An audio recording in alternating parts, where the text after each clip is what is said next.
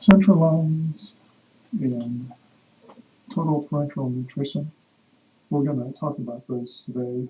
Central line associated bloodstream infections, CLABSI, you might see documented or in references online.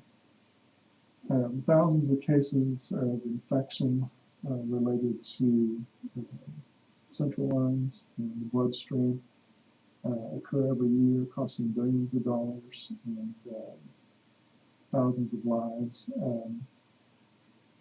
Many of these cases are preventable by hand hygiene and some of the things that we normally think of as being very simple, but very huge in impact.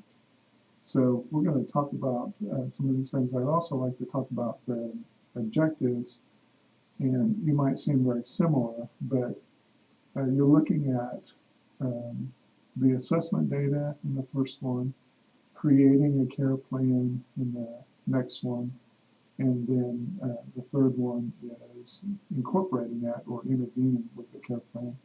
So analyzing comprehensive data that's pertinent to this particular lecture, the central lines of TPN, creating a care plan and making individualized decisions and safety judgments based on that information by creating a solid care plan, and then incorporating the purpose and the nursing responsibilities into all of that data in care for these types of patients. So as you're studying for your test, I'd like you to look at these in terms of what is the assessment data for this lecture, or what is the care plan for this lecture, or what interventions are priority for this lecture. That's how we're going to think about it. Okay, and we're also going to evaluate the effectiveness of of our interventions that we do. So that includes patient teaching, the risk factor modification, diet, nutrition, pharmacology in this particular lecture. So we'll talk about each of those, but we're going to evaluate the effectiveness of our interventions and how we collaborate with other clinicians that we may need, other nursing individuals as well as other individuals that are outside of nursing. So healthcare providers like the physician, the nurse practitioner, the physician's assistant, respiratory therapy, dietary, nutrition, those kind of things that we would talk about, speech, OT, PT, those kind of things we would all be able to communicate with and see if it's an effective communication. Patient education will not work without accurate knowledge and a trusting relationship with the patient. So you may think that, well, I've got this covered, and you give accurate information, but you really don't bond with your patient, and they're not really listening to you. Or you have a good relationship with them, and you give inaccurate information. Well, it takes both of those. So how can you make a connection with your patient? We're also going to talk about taking the assessment findings and being able to delegate what's appropriate to delegate to and prioritize care. Who do I see first? Those kind of things. Incorporate quality and safety nursing education, the QS and staff competencies into clinical practice. So these safety issues, who do I see first? A safe issue versus unsafe. The unsafe patient gets seen first. So those are our objectives. Okay, what is best practice? Where do I look for that? We're going to talk about that a little bit. There's this, a National Guideline Clearinghouse is a website that has guidelines for a bunch of different things. And what we're looking at specifically are guidelines for best practice. So if the American Heart Association puts out a new guideline, or a wound team puts out a guideline, or this particular organization for respiratory therapy or for asthma or for whatever condition or procedure or whatever, they're going to place that there. And it's a clearinghouse so that anybody can go there and say, what's the best practice and what's the guideline that follows it, and then you can find the primary original site. One of the things that we're going to look at is infection control practices. They have a guideline. I'd like you to look a little bit at the guideline, and I have a link to it here so we can see what kind of that looks like, and there's some pages that we can kind of look at.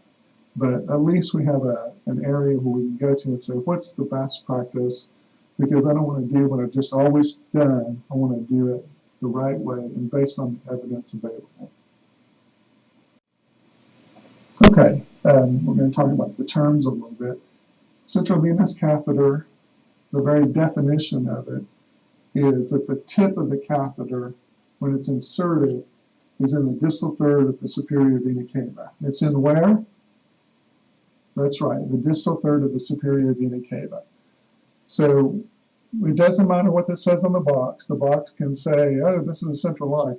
But if the tip ends up in the subclavian vein or axilla area or any place else, it's not a central line, regardless of what the box says. The tip has to be where? In the distal third of the superior vena cava. Where? In the distal third of the superior vena cava. Where? That's right. So you've got this.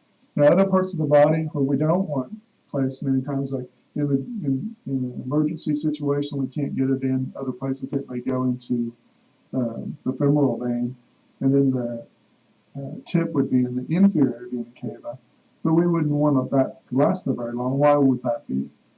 Right, infection. You know, there's dirty things that go on down there. We don't like the catheter to be a part of that, and so we would like it in the upper body. So the tip needs to be in the distal third of where? That's right. Central venous tunnel catheter is something in a long-term catheter. It's tunneled underneath the skin as a barrier before it's actually inserted into the vessel. And we're talking about the venous system here. We're talking about not the arteries. We don't give medications through. We're talking about the venous system. So in books and stuff, it's the blue side of things. The arterial side is the red side of things because it's oxygenated. And the venous system is the vessels that are going to the heart. And so we're talking about inserting lines into the venous system. The distal, when we talk about distal, it really matters what perspective we're talking about. Are we talking about the heart? Are we talking about a chair? Are we talking about a central line?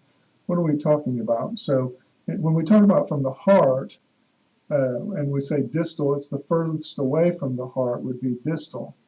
You say something proximal is closer to the heart, something distal is further away from the heart.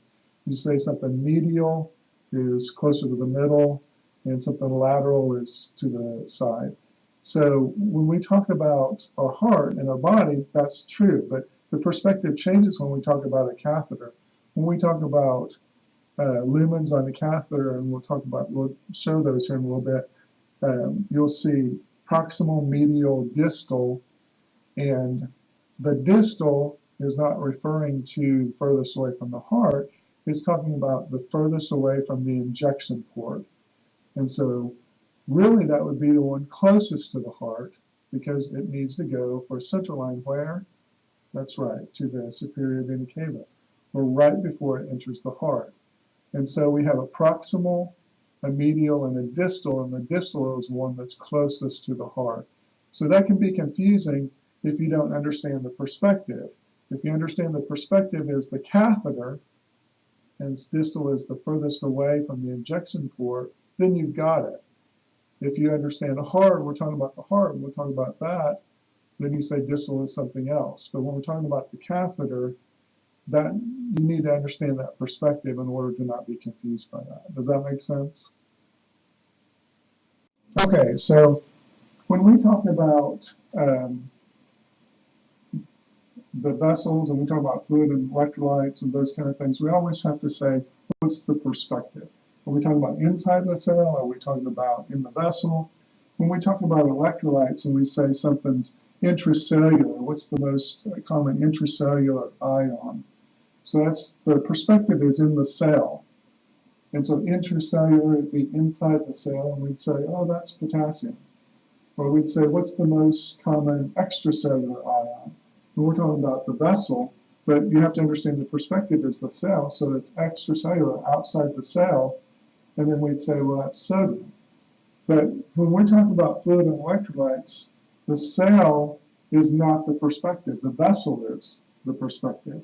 We're talking about fluid shifting from inside and out of the vessel, not the cell. So don't get confused by that. When we say in the intracellular, you're talking about in the cell.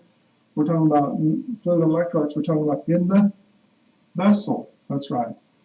And so we're talking about in the vessel here, we're saying a fluid that is isotonic. First of all, we're always going to say that the vessel always wants to look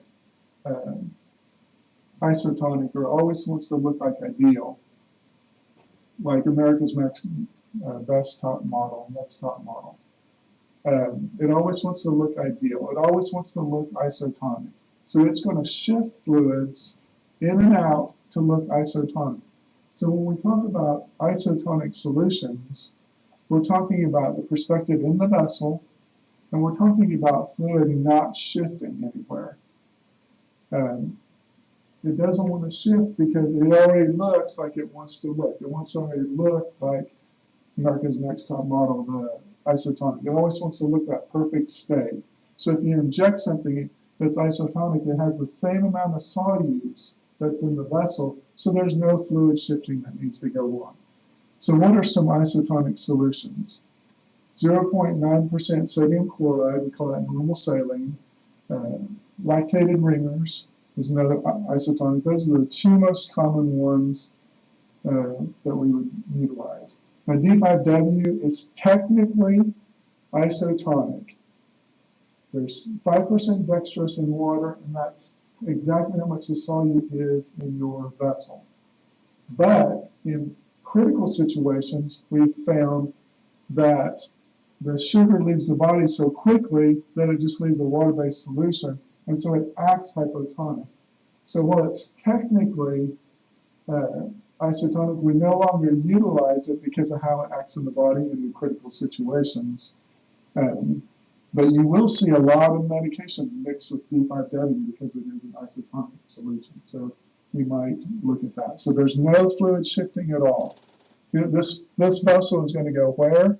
This vessel is going, think of it as the venous system. It's the venous system. And I inject fluid into it, and it's going to go where? It's going on to the heart.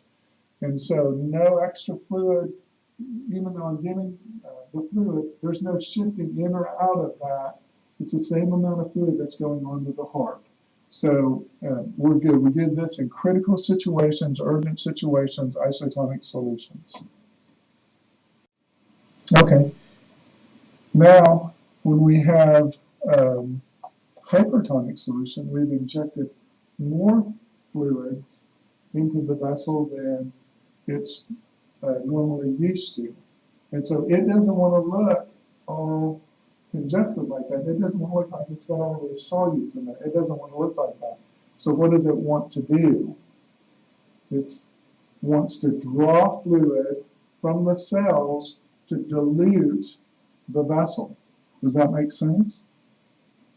Okay, and so as it draws fluid, it expands the vessel, and there's more fluid actually into the vessel. And the cells, you can see them shrinking as the fluid goes out of the cells and into the vessels. And so what do you think would be the nursing implications? What would happen to the patient that would be going on? Right? You increase your blood pressure temporarily. Right? You increase your urine output temporarily. Do you think we can sustain this for, let's say we have a person on a hypertonic solution, can we keep them on this forever? Or where does the fluid go? This fluid is going to go into the heart, so the heart has to handle extra fluid. So that may be great for this 19-year-old kid in trauma, but it might not be so great in a patient that's got heart disease or heart failure and cannot handle the extra fluid. Their pump is already failing. And so we want to say, is it appropriate for this patient to have this extra fluid? Can the heart handle it? And see if they can. So the fluid goes into the vessel, goes onto the heart, and where does it eventually then go? Right, you pee it out. Right, goes through your kidneys and you pee out this excess fluid. So I should be doing what? I'd be getting a baseline urine output because that should increase. I should be watching I's and O's. I should be checking my blood pressure. I should be checking my lab values for electrolytes, get a baseline, and then changes after we've done the therapy. So if we don't have those orders, I would need to call the physician or the provider and advocate to have all of those things being done. And I can be watching those things. Those are nursing implications for me because I need to start watching that. It's my responsibility. It's your responsibility as in the role of the RN to look for these things. So what are some hypertonic solutions? Really anything above 0.9 sodium chloride. So 3% sodium chloride, 7% sodium chloride, D5 normal saline with 20 kcal or anything added to. So it's just like you're standing on a cliff. You got D5W right now, that's isotonic. Anything added at all, 20 milligrams kcal, it should go over the cliff. Oh. Okay, so anything added to an isotonic solution makes it hypertonic. Like a D5W with 20 kcal, it makes it hypertonic, but it's not being used that way. It's not being used therapeutically to treat and to give for hypertonic solutions for that patient. But it's probably used just being to replace the potassium and add some sugar to the patient so they have that. The things that would be therapeutic is the 3% sodium chloride, 7% sodium chloride, the mannitol, albumin, hetastarch, TPN. Those are all therapeutic that we're actually giving them for some specific reason. So the therapeutic reason, like if we get 3% or 7% sodium chloride, we're trying to get the pressure, like in head injury patients, we're trying to get the pressure off the tissues, off the brain, and into the vessels so we can pee that out and relieve some of that pressure. It'd be contraindicated in somebody, like we said, that has heart failure, can't handle the extra fluid on the heart. So those are just a couple of indications and contraindications there for that. Okay, we talked about this. What happens is you have thicker fluid that's been injected into the vein. Your body pulls from the cells and puts it into the extra fluid into the vessels. That fluid then goes onto the heart. The heart has to handle that extra fluid. Then you do what? You pee that off, urinate it off. And so we talked about those implications and things like that. So let's use the decision tree just a second here and say expected versus unexpected, safe versus unsafe. Who do I see first? Prioritization. And let's say I have a patient that's come back from surgery, blood pressure's low. I've called my provider, and she says that, hey, give some albumin. So I get ready to hang some albumin. I repeat the order. I do all the things I need to do. Check it out from pharmacy, all that. Hang the albumin. What do I expect? Let's say I have a blood pressure of 90/40 beforehand. What do I expect? I expect an increase in blood pressure and an increase in urine output. That's right. Good. And so if I expect those two things, if it's unexpected, I go see that patient first. Let's say I'm hanging albumin, blood pressure is 90/40, and it comes up to 110/50, and urine output was 20 milliliters an hour, is now 50 milliliters an hour for this last hour. That's expected. The unexpected things would be blood pressure goes down from 90/40 to 80/30 or something like that, or urine output continues to maintain the same. Even if I do get a decrease in blood pressure, my urine output is decreased or staying the same. Am I concerned with that? Yes, those would be higher concerns than the expected, because something's not going right according to what I know that the principle of the hypertonic solution is. It should bolster my blood pressure and it should increase my urine output. If it doesn't, that's unexpected, and I need to go check on that. Can I delegate that responsibility away? Can I delegate that assessment away? Go check on that. No, I cannot do that because it's an assessment with a critical intervention. If it was a routine thing that we're doing, that may be able to be delegated, but this isn't a routine. It's a new therapy, expected to get a new result, and I need to go and check and see that patient first. So those are things that we want to evaluate when we're talking about these things. Does that make sense there?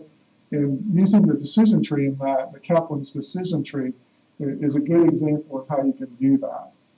Another would be is, do we have enough assessment information to do an intervention? Let's say we're doing assessment and intervention. Do I have enough assessment information to know that I can go ahead and intervene, or do I need more assessment information? Now, if I did a blood pressure of 90/40, called the physician, got orders to give the albumin, we gave the albumin. Can I go on with other interventions? No, I need to reassess and see if my blood pressure came up and my urine output came up. I can't intervene more until I really see if that's been effective. So I might look at that and say, do I do assessment? We're always going to do assessment before intervention unless we have enough information in the question that says if it's been thoroughly assessed, go ahead and intervene. Does that make sense? Good.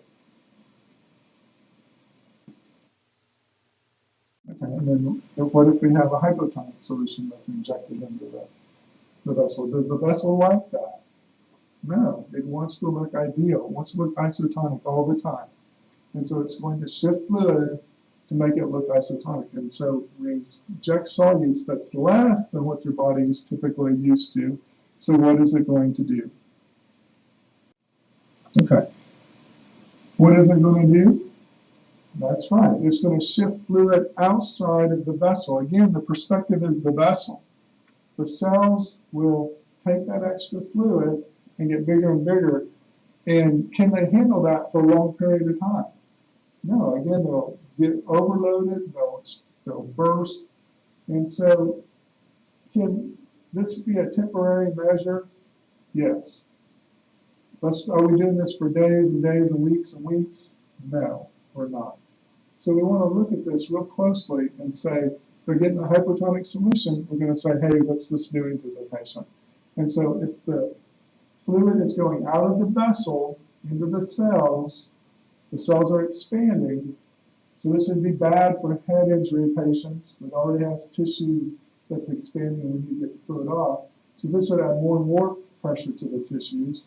But in this heart failure patient we talked about earlier, you're actually pulling fluid out of the vessel into the cells, and so less fluid goes onto the heart. And so this might be indicated where, hey, the heart failure patient may need this just for a brief period of time to get them out of this critical situation. So what are some fluids that would be hypotonic? Okay, anything less than 0.9%. So half normal saline is 0.45%. And a third normal saline is 0.3% sodium chloride. So 0.45% sodium chloride, 0.3% sodium chloride, anything that's less than that. Now, some books will classify D5W as a hypotonic solution. Again, technically, it's isotonic. However, if the dextrose is used up quickly by the body, it does act like a hypotonic solution. So some books go ahead and list that. But technically, it is an isotonic solution, and that's how we're going to treat it. We're not using it in critical situations. We're using isotonic solutions in critical situations. So hypotonic solution may be used for the heart failure patient, the patient that's fluid overloaded. It will not be used with the head injury patient because we don't want more fluid going to the tissue of the cells. Does that make sense? So less fluid goes onto the heart, and you'd see less fluid being urinated out or peed out.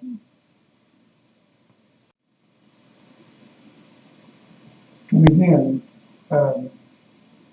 what's going on here is less solute is given to the patient in the form of, let's say, half normal saline. And so, or half normal saline or 0.45% sodium chloride. So fluid goes out of the vessel into the tissue of the cells. Less fluid goes onto the heart, less fluid would be urinated out. How do we evaluate that? Again, what's the nursing implication? Maybe a lower blood pressure, decreased urine output. If we already have a patient with a low blood pressure, then that be a concern.